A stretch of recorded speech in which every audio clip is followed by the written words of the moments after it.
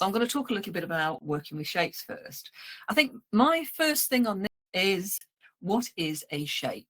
What might we consider a shape to be? And there's the obvious, well, it's a square, it's a rectangle, it's a triangle. By rectangle, triangle, yes, circle, you know, they're kind of the obvious things that we might consider to be shapes.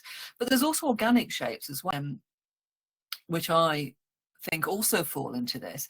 And they can be quite diffuse. They can be almost, where they're opaque, or they're knocked back, or they can hardly even be distinguished. They could also be very loose, very diffuse, very organic in how they form. So that's the first thing. I think the second thing about understanding your own visual language, and as you get more of a kind of an understanding of your own visual language, I think it's easier to get a sense of what shapes you like to use and what shapes you don't like to use, and whether or not they are, you know, clear and distinct with sharp edges, or if they are much more diffuse, organic, soft, smooshy even kinds of shapes. So I think that's the second thing.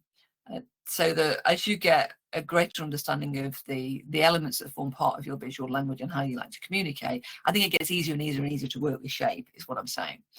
And I think the third thing is, if you're beginning of understanding how your art works and exploring your art, then I think one of the things to do with this is to play around with it, you know, to play around with different shapes and see what sort of shapes you are drawn towards.